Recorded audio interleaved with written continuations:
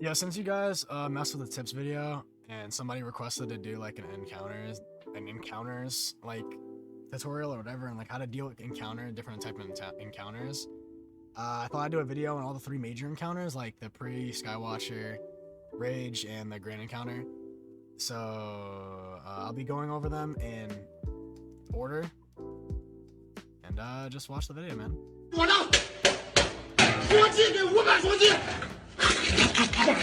Once the animation finishes, you generally want to step back a few steps, because if you're standing like right in the doorway, as I was like when the animation started, you can aggro the Skywatcher.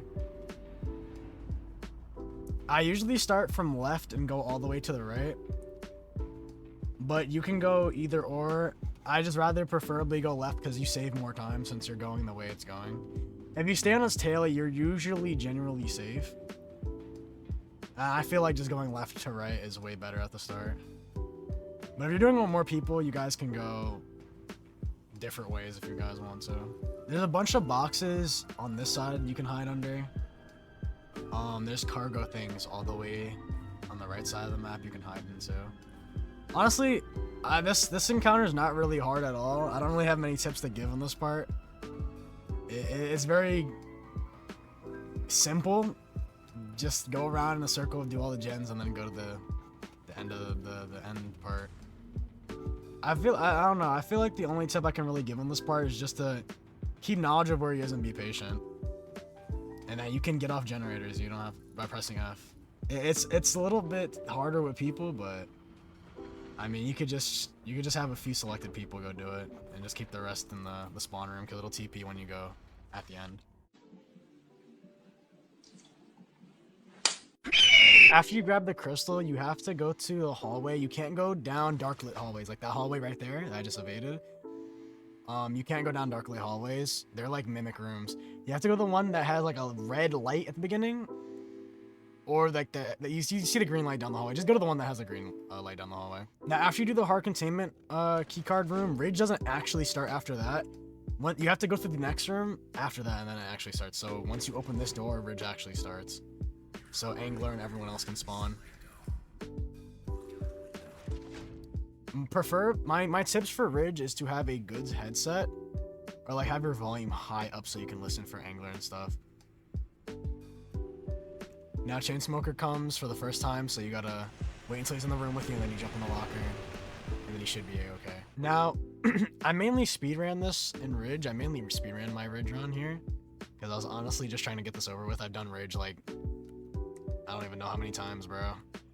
I've done Ridge so many times. The speaker that makes your I said ODM gear, bro. The thing that makes your diver gear act up, it's not much of a problem, but just try your best to stay out of it, because even if you jump in a locker to evade Angler or anything, your head can still explode while you're in the locker.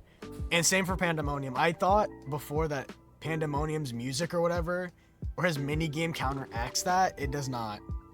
If you're in a locker, it'll say that like you're out of the dead zone, but your head will still explode.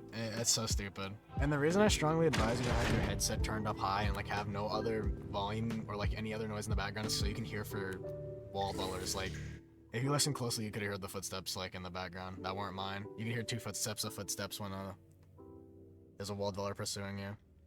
You can even hear it when it's coming out the wall. Now, some people do not know this though. Wall dwellers can come back for like round 2 and keep pursuing you if they don't die.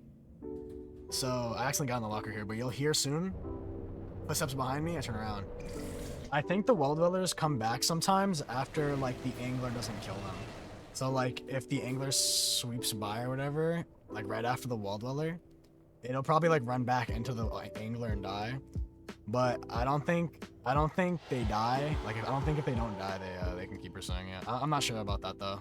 I don't know how it works. These side rooms, by the way, are safe. I think from Angler, and I think they're safe from the other Angler variants as well. And it is a Pandemonium safe spot if you hide in this corner right here, or certain corners that are out of his view. So just code breaker dupe, and this is like a perfect safe spot right here. But honestly, I feel like you don't have to play slow on Rage. I feel like you could speedrun if you have enough experience, like I kind of am. Like, if you just have your ears open while you're walking around, there's usually a locker always around in different rooms, so you should be good. A little tip for here, by the way, once you reach the end of Rage, like this little room, anglers can still spawn. Like, if you're listening closely, you hear him spawning. He's coming for me. And if it is not the normal angler variant, if it's Frogger, you will die. I've died closing the door. Even if you close the door, he will still come through the door and get in. I don't know how it works, but yeah. So the first thing you want to do is when like the boss fight actually starts is you want to go up, like you want to go a little bit up and get a good view of the surface and see where all the cables are.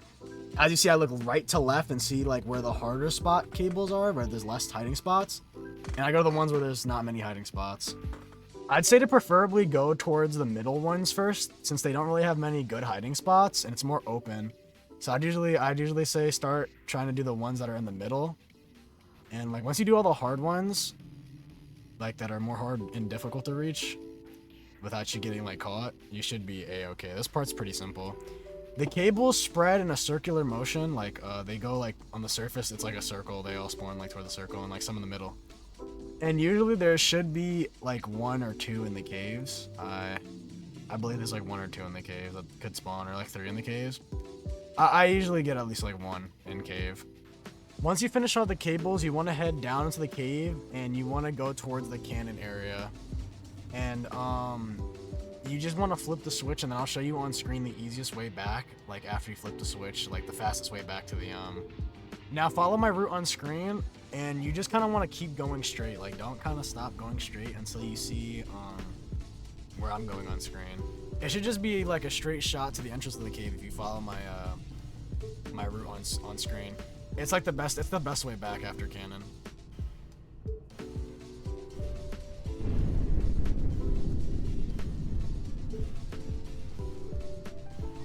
Now, once you're at the second phase of the end encounter, I call this the second phase because I don't really take the Skywatcher numbers being a second phase.